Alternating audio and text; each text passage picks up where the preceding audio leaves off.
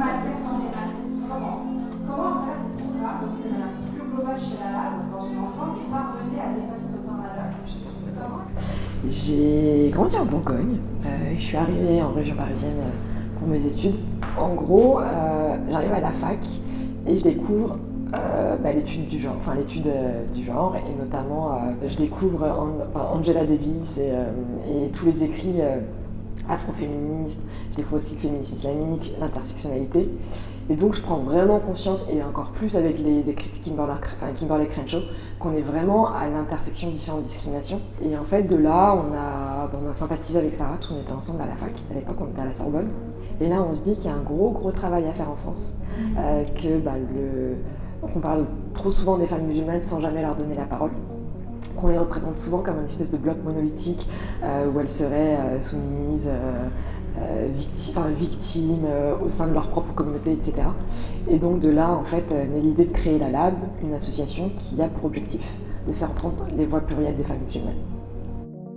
Le 22 avril 2019, c'est à 15 jours du Ramadan, je me souviens que j'écris un texte pendant toute la soirée, je crois que j'écris pendant 2-3 heures, et de là, tous les soirs pendant le Ramadan, je raconte l'histoire d'une femme musulmane, oubliée, invisibilisée, qui a vécu dans les premiers temps de l'islam et qui a contribué à l'essor et au développement de l'islam. Un livre, il permet déjà de se réapproprier nos récits, des récits qui sont bien souvent soit mis de côté, soit invisibilisés, soit totalement réécrits.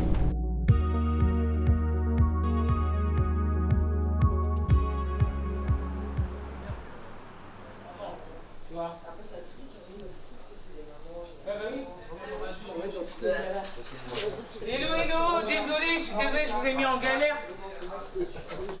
L'histoire de ce livre et de Fameuse, tout est un petit peu lié. Donc est-ce que tu peux me raconter un petit peu tout? Ouais, carrément. Ça commence en avril 2019. Pour le coup, je suis encore hyper engagée au sein de la LAB. Il y a pas mal de débats islamophobes autour du corps des femmes musulmanes, comment elles doivent se vêtir, pas vêtir, ce qu'elles doivent porter, pas porter. Et c'est hyper lourd. Et donc je fais face à une double problématique.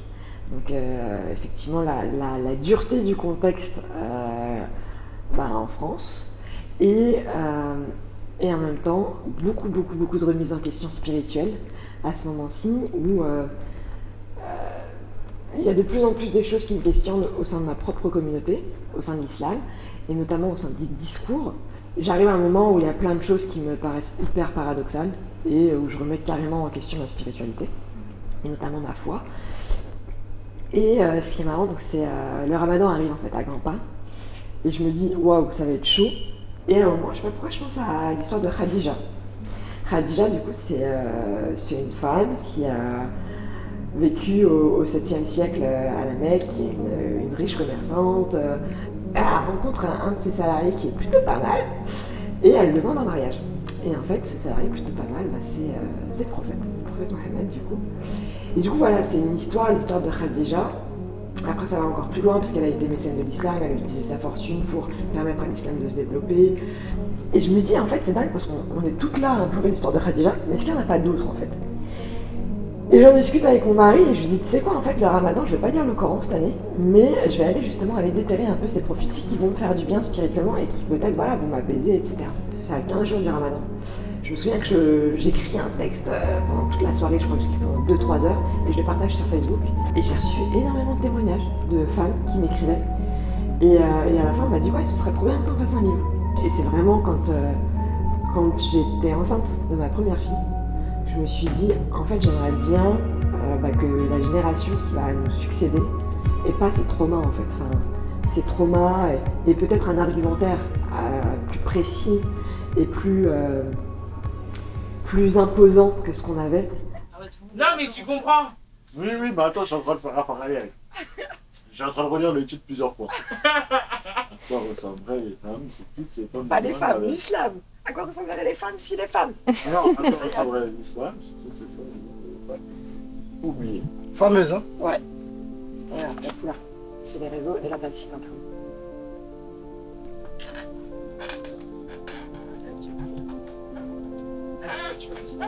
C'est bon pour toi? C'est bon. C'est parti. 5, 4, 3, 2, 1. Très bonne soirée à l'écoute de la Hip Hop Soul Radio, c'est la Malel Pistolero pour l'Octogone. L'Octogone Show, c'est tous les dimanches à partir de 20h. Et aujourd'hui, nous sommes avec Atika, féministe, autrice et éditrice, qui a sorti un livre. À quoi ressemblerait l'islam si toutes les femmes n'avaient pas été oubliées? Comment tu vas, Atika? Parfaitement. Parfaitement? En bonne compagnie. Ah, ça fait plaisir. Qu'est-ce que vous vivez, enfin, qu'est-ce que toi, déjà, tu as vécu comme problème dans la société? Eh ben, c'est marrant parce que tu sais quoi, dans le chapitre 2 de mon livre, qui s'appelle Les Conquérantes, je repars, je reviens, si c'est celui-là, tu peux aller au chapitre 2, à l'intro, et tu verras qu'en fait, en tant que femme musulmane, c'est dans ton quotidien que tu subis ça. Typiquement, je pourrais donner un exemple. Excuse-moi, j'ai toujours rêvé de faire ça. Vas-y. Introduction. Partie 2, les conquérantes. Leadership, sonorité, résilience. En tant que femme musulmane, maghrébine, voilée et issue de classe sociale défavorisée, je peux vous assurer que les trois notions m'ont beaucoup apporté. C'est notamment en ayant eu à affronter moult injustices et discriminations que mon leadership s'est forgé. Mais quelle lecture! Par contre, c'est pas sonorité, c'est soro. Tu connais, on est des blédards. On a du mal, hein, on parle français, mais un peu. Je me souviens, j'étais en entretien pour rejoindre une école, une grande école. Et on m'a dit, mais madame, vous comptez faire quoi par la suite avec votre foulard? Parce que vous comprenez, on a des statistiques. Et clairement, vous n'allez pas être recruté. Donc c'est compliqué de vous faire entrer dans l'école. Donc ce genre de remarque frontale, alors que tu as toujours été une excellente élève et que rien n'est censé expliquer justement ce genre de discours. Ça, clairement, c'est une forme de discrimination. Et on t'a pris ou pas? Au final, dans cette école, j'ai pas rejoint cette école, j'ai rejoint une autre école. Finalement, j'ai rejoint l'école normale sup, qui est encore une école. Mais voilà, il y a ça. Je pourrais te dire aussi, à l'époque, moi, j'ai été totalement confrontée aussi aux perquisitions à l'époque, puisque mon papa était imam et ça m'a donné sur... Ça, c'est plein de petits trucs comme ça à la suite des attentats. Et ce livre, ce que je disais tout à l'heure en rentrant dans les locaux, de base, il avait pas vocation à être public. C'était un livre pour moi, parce que spirituellement, j'allais pas bien. Et en fait, quand j'ai vu l'impact du projet, quand j'ai publié les articles durant le Ramadan, je me suis dit, je peux pas le garder pour moi. Il y a trop de femmes qui en ont besoin. Comment tu as fait pour réussir à choisir les 15 parmi... Parce que dans le livre, tu dis qu'il y a tellement de récits et tout. Comment tu as fait pour sélectionner ces 15-là? Il fallait choisir. Et en fait, j'ai sélectionné les 15 en fonction de toutes les difficultés de femmes que j'ai croisées au sein de la lab. D'accord. Typiquement, toutes les questions que les femmes musulmanes que je rencontrais se posaient en mode, est-ce que je peux faire ça, est-ce que je peux pas faire ça, je me sens pas légitime, je sais pas vraiment si là je peux trouver ma place. Et donc typiquement, je suis vraiment allée chercher des histoires pour faire en sorte que les femmes qui vont me lire et qui me lisent se projettent, s'identifient et se sentent légitimes et s'autorisent par la suite. Ou au moins puissent avoir un prémisse de réflexion et être en capacité d'objecter quand on leur dira tu peux pas faire. Alors le livre c'est un peu particulier parce qu'il y a vraiment de l'histoire personnelle dedans. Et en fait ça c'était vraiment volontaire. Je voulais pas retomber dans de la biographie brute où je raconte l'histoire de ces femmes. Je voulais vraiment expliquer mon cheminement personnel et spirituel. Et je pense que c'est vraiment quelque part, après tous les retours que j'ai, ce qui fait la richesse du livre. Parce que, pour le coup, j'ai beaucoup de lectrices, moins de lecteurs, mais les lectrices, souvent musulmanes, se retrouvent en fait dans ce cheminement personnel. Et je voulais vraiment insister sur le fait que toutes les difficultés spirituelles auxquelles on fait face et qu'on ne peut pas exprimer pour deux raisons, à la fois parce qu'on a peur de blasphémer, parce qu'il y a une espèce de programmation cérébrale dans les familles musulmanes où si tu te poses des questions, si tu doutes trop, c'est qu'il y a un moment, tu arrives à un point de non-retour où tu es en train de blasphémer. Et puis il y a tout le côté de la légitimité en fait. Montrer que les femmes musulmanes ont des places à occuper dans la société, qu'elles les occupent. Et justement, c'est de montrer qu'elles sont là et que les choses vont bouger et que les choses doivent bouger. Merci Atika. Merci. Bonne soirée à tous. On se retrouve dimanche prochain à partir de 20h. Eh ben merci à toi. En fait, écrire c'est politique. écrire, c'est profondément politique. C'est un outil puissant et c'est un outil qui reste. Et c'est un outil qui marque. Et c'est un outil qu'on peut déformer beaucoup plus, qu'on déformera beaucoup plus difficilement qu'une parole.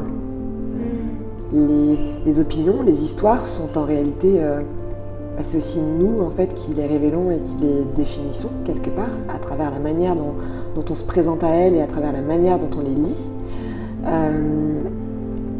Il permet de se positionner comme un acte de résistance. Clairement, mon livre, et je le dis en 4e de co, pour moi, mon objectif c'est quoi? Demain, c'est de permettre aux femmes musulmanes qui font face à des situations d'islamophobie ou à des situations sexistes au sein de leur communauté, d'avoir un argumentaire ou un début d'argumentaire qui leur permettra de remettre souvent des hommes à leur place. Non, mais vraiment, vous n'êtes pas des femmes.